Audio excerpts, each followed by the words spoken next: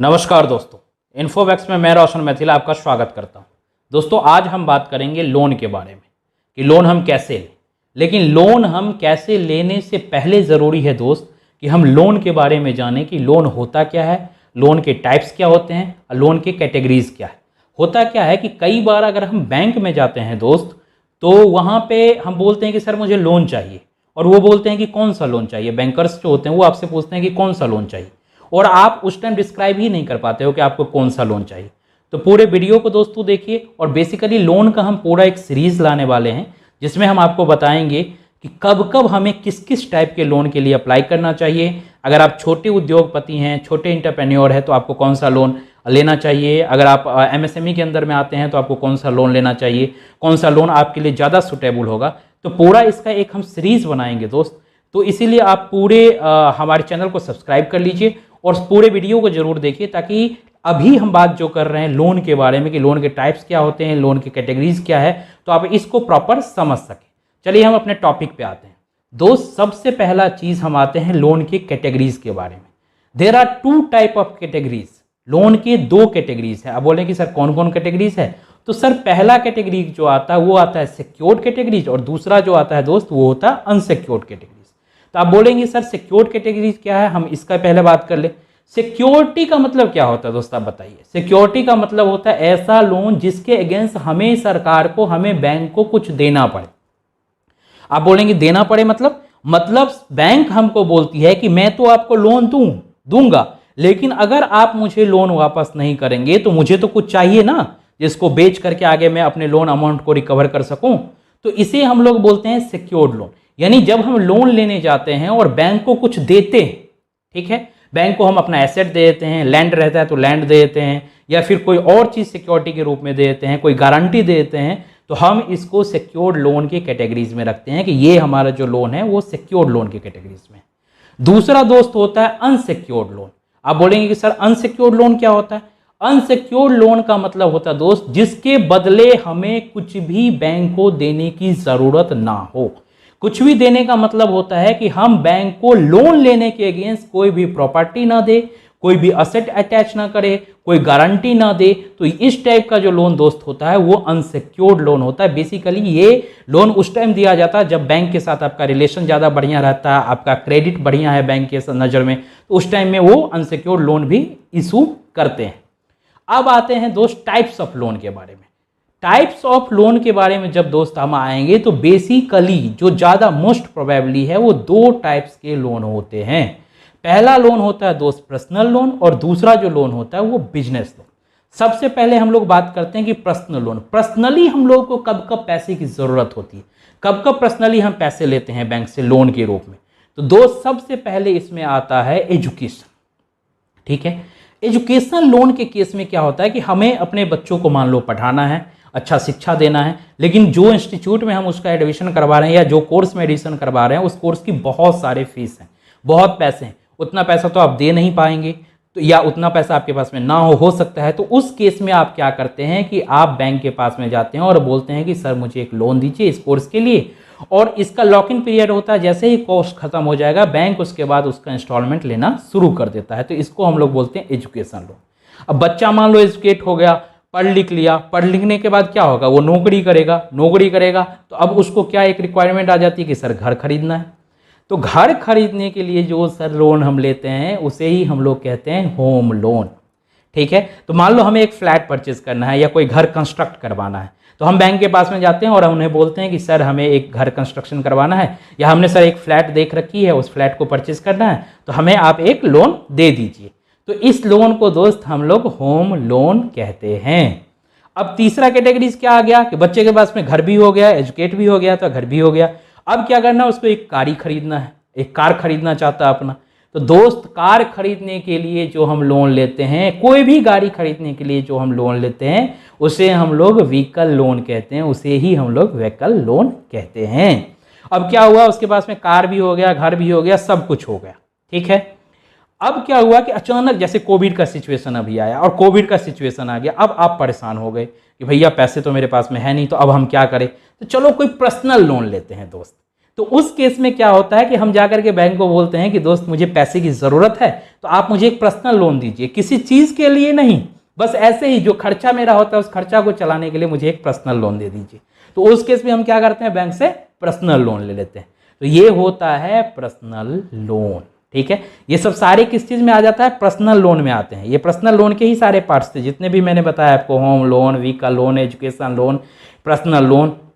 अब क्या होता है कि बैंक अगर आपका क्रेडिट बढ़िया नहीं होता है तो बैंक आपको बोलता है कि भाई मैं आपको पर्सनल लोन ऐसे नहीं दूंगा, क्योंकि आपका तो नौकरी भी छूटा हुआ, आप तो पैसे भी नहीं कमा रहे हो, तो कुछ है आपने शेयर बॉन्ड्स वगैरह परचेज कर रखा है, या फिर गोल्ड वगैरह है आपके पास में, या घर है आपके पास में, अगर ये सब चीज है तो इसके अगेंस्ट में आपको लोन कर देता हूं।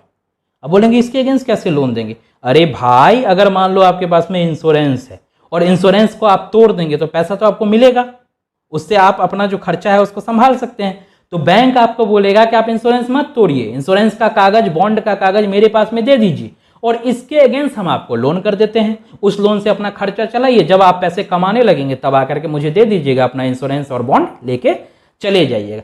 ठीक इसी प्रकार, कोई बात नहीं, आपने इंश्योरेंस में भी इन्वेस्टमेंट नहीं कर रखा है, आपने बॉन्ड में भी इन्वेस्टमेंट नहीं कर रखा है, कोई सिक्योरिटीज आपके पास में नहीं है, तो आपके पास में सोना तो होगा, आजकल भारतीय के पास में सोना होता है, तो आपके पास में अगर सोना है सर, अगर अभी आपके पे खर्चे नहीं चल रहे हैं तो कोई बात नहीं, आप सोना लेकर के आ जाओ और मैं उसके बदले आपको लोन दे देता हूं। आपको सोना बेचने की जरूरत नहीं, कोई ऑर्नामेंट्स है जो आपकी बीवी या आपके बहुत खास है, आप रखना चाहते हैं, उसे बेचना नहीं चाहते हैं, तो कोई दिक्कत नहीं है, उस ऑर्नामेंट्स को लीजिए, आप बैंक के पास में चले जाइए और तुरंत लोन दे देगी बैंक। सबसे बड़ी बात है, हाथों हाथ गोल्ड लोन का कॉन्सेप्ट है दोस्त। आप गोल्ड लेकर के जाइए, वहां पे उनका जो सिस्टम है वो सिस्टम से देखेंगे उसको और तुरंत लोन दे देंगे आपको।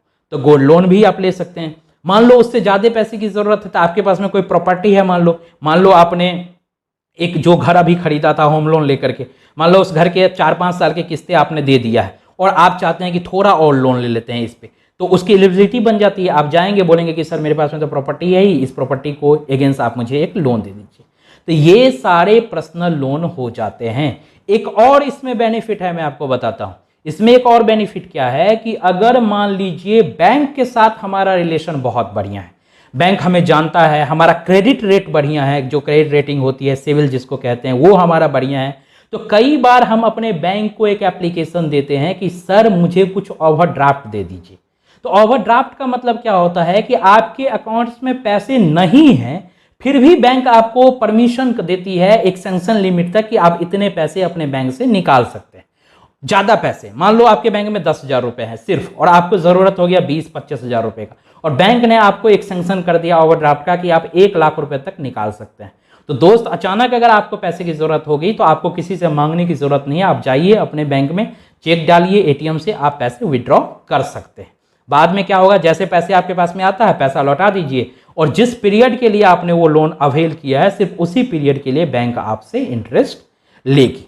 तो ये एक ओवरड्राफ्ट का भी सिस्टम हो गया जो आपको पर्सनली दिया जाता है, आपको दिया जाता है, आपके क्रेडिट रेटिंग को देख करके, आपका रिलेशन देख करके, आपका बैकग्राउंड देख करके, आपका जो फाइनेंशियल स्टेटमेंट है, फाइनेंशियल जो स्टेटस है आपका, वो देख करके।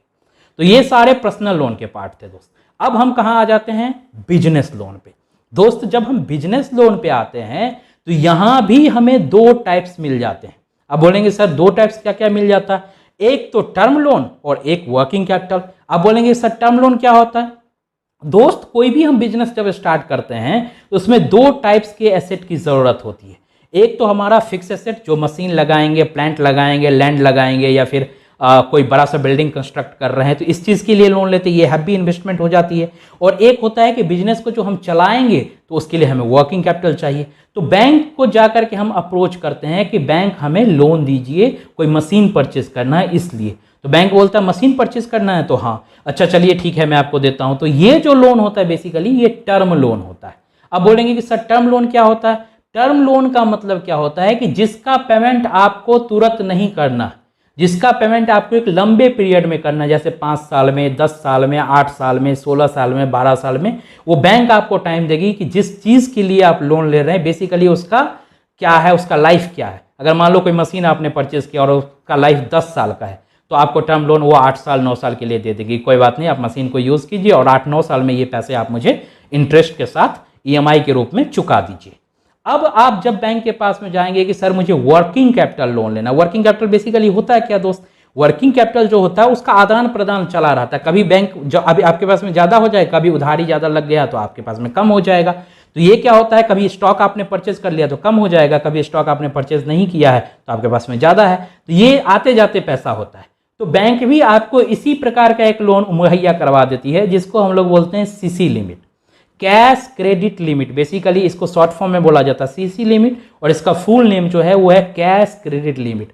बैंक आपको बोलती है कि कोई बात नहीं, आप वर्किंग कैपिटल के लिए आपको टर्म लोन के रूप में हम कुछ नहीं दे रहे हैं, क्योंकि इसका तो आदान प्रदान लगा रहता है। तो क्या जरूरी है आप एक ही बार एक पैसा लीजिए 10 लाख 20 लाख 50 लाख रुपए और उसके लिए इंटरेस्ट चुकाते रहिए एक पीरियड के लिए, ऐसा कोई जरूरी नहीं है। आपको हम नया एक अकाउंट खोल देते हैं और उसमें हम आपको सैंक्शन कर देते हैं। बोलेंगे सर सैंक्शन बैंक कैसे करेगा, तो बैंक आपका एसेट देख लेगा, स्टॉक देख लेगा, बैंक आपका डेटर देख लेगा, स्टॉक डेटर के जो हाइपोथिकेट करके बैंक क्या करेगी, आपको एक सैंक्शन लिमिट बना देगी कि चलिए सपोज दैट हमने आपको 10 लाख रुपए का एक सैंक्शन लिमिट कर दिया। ये जस्ट लाइक क्रेडिट कार्ड की तरह होता है दोस्त। लेकिन क्रेडिट कार्ड में क्या होता है कि 45 दिन तक आपको पैसे नहीं देने होते हैं, सॉरी कोई इंटरेस्ट नहीं देना होता है। लेकिन इसमें अगर 1 दिन 2 दिन के लिए भी पैसा आप निकालते हो तो आपको इसमें इंटरेस्ट देना होगा। तो अब क्या हुआ कि 10 लाख रुपए का आपका एक क्रेडिट लिमिट हो गया। अब जैसे मान लो आपको स्टॉक परचेज करना है, कुछ परचेज करना है, तो 5 लाख रुपए 2 लाख रुपए आप उससे निकाल लिए, परचेज कर लिए, और अचानक किसी ने पैसा दे दिया, उसी अकाउंट्स में डाल दो। अब क्या होगा कि दिन के अंत में उसका हिसाब होगा और जो पैसे आपने एवल किए हैं उसी पे आपको इंटरेस्ट देना पड़ेगा। तो ये एक सीसी लिमिट हो गया। सीसी लिमिट जो होता है बेसिकली हर ईयर जो है रिन्यूअल करना पड़ता है। ये सब सारी चीजें थी लोन के बारे में। बेसिकली 90-95% लोन के जो टाइप्स होते हैं, लोन के जो कैटेगरीज है वो मैंने आपको बता दिया है। हो सकता है 2-4% और ऐसा कुछ नया सिस्टम आया हो, ठीक है, तो वो भी कुछ आएगा तो मैं इस सीरीज में जरूर आपको बताऊंगा। आप मेरे साथ बिल्कुल जुड़े रहिए क्योंकि ये सीरीज में एवरीथिंग्स अबाउट लोन आप जानने वाले हैं। और अगर चैनल पे नए हैं तो बिल्कुल आप चैनल को सब्सक्राइब कर लीजिए। इंफॉर्मेटिव वीडियो अगर लगे तो चैनल को लाइक जरूर कीजिए, घंटे का निशान है उसको दबा दीजिए, और ठीक डिस्क्रिप्शन में जाकर के मेरा इंस्टाग्राम अकाउंट है उस पर जाकर के हमको फॉलो कर लीजिए। इससे क्या होगा कि कोई भी समस्या अगर आपको होता है लोन से रिगार्डिंग या किसी भी फाइनेंशियल साउंडनेस अगर आपको चाहिए तो आप वहां पे डायरेक्टली हमें पूछ सकते हैं कि सर ये क्या होता है, ये मुझे बता दो, तो मैं वहां पे आपको गाइड करूंगा। यहां भी कोई समस्या होता है तो मुझे कमेंट कीजिए। तब तक के लिए जय हिंद, जय भारत।